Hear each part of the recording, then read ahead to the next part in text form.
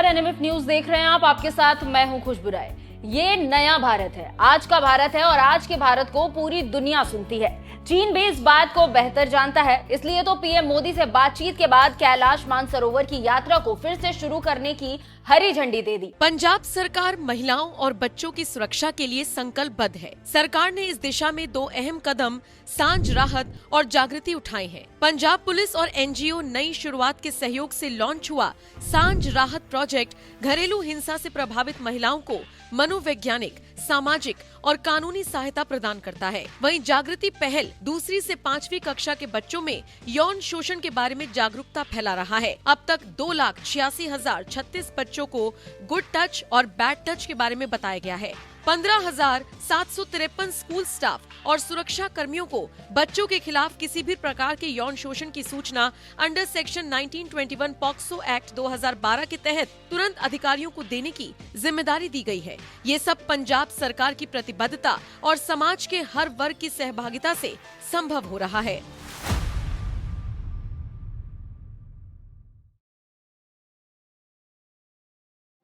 पांच साल बाद अब जल्द ही शिव भक्त फिर से कैलाश मानसरोवर की यात्रा कर सकेंगे।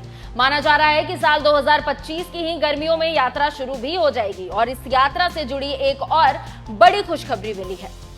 विदेश मंत्रालय के बाद सड़क मंत्रालय ने दिया अपडेट। कैलाश मानसरोवर यात्रा अब और होगी आसान।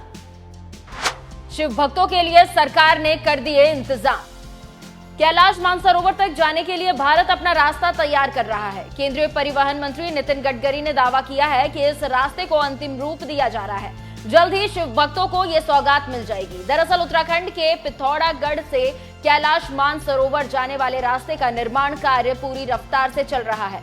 1 साल में यह मार्ग तैयार भी हो जाएगा, जिसके बाद चीन या नेपाल के रास्ते जाने की जरूरत नहीं होगी, क्योंकि ये रास्ता पिथौरागढ़ से सीधे कैलाश पर्वत तक जाएगा। नितिन गडकरी ने एक कार्यक्रम में इस रास्ते का जिक्र करते हुए कहा, कैलाश मानसरोवर के यात्रा के शुरू होने की खुशखबरी तो आपको मिल गई, उससे भी बड़ी खुशखबरी ये है कि अब मानसरोवर जाने के लिए चीन या नेपाल के रास्ते की जरूरत नहीं पड़ेगी।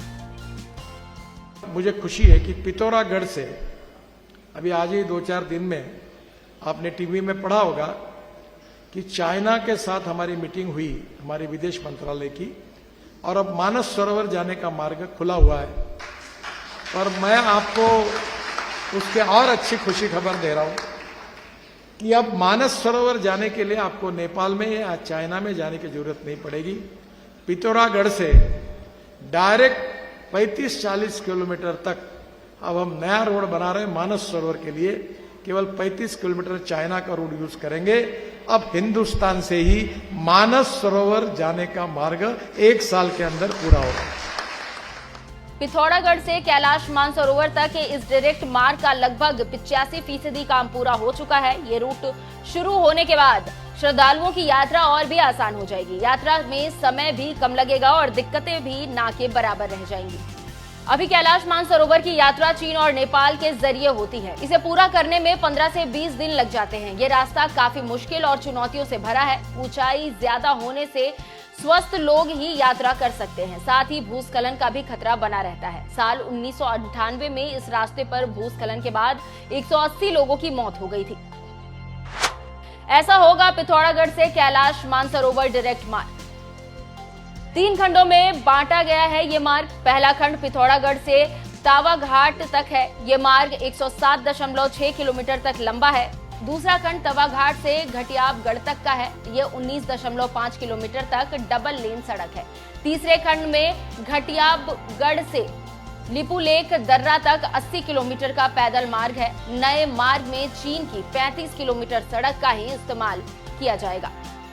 कैलाश मानसरोवर का ज्यादातर क्षेत्र तिब्बत के इलाके से आता है और तिब्बत पर चीन ने जबरन कब्जा किया हुआ है। साल 2019 में कोविड की पहली लहर में कैलाश मानसरोवर यात्रा पर ब्रेक लगा दिया गया था और इसके बाद 2020 में डोकलाम विवाद सीमा पर चीनी सैनिकों और भारतीय सैनिकों के बीच झड़प के बाद यात्रा पर रोक लग गई थी। लेकिन एक बार फिर दोनों देशों के बीच रिश्ते सुधार की ओर बढ़ रहे हैं। तिब्बत की पर्वतमालाओं के बीच बसा कैलाश मानसरोवर न केवल हिंदू बल्कि जैन धर्मावलंबियों के लिए भी खास महत्व रखता है।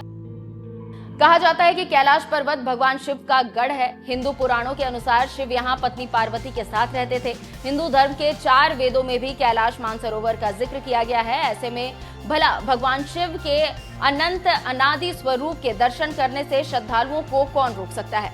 चीन भी नहीं रोक पाया और अब भारत के अपने मार्ग के साथ शिव भक्तों की यात्रा बेहद सुगम और सुरक्षित भी हो जाएगी। इस पूरी रिपोर्ट पर आपका क्या कुछ कहना है, अपनी राय हमें कमेंट कर जरूर बताएं। नमस्कार।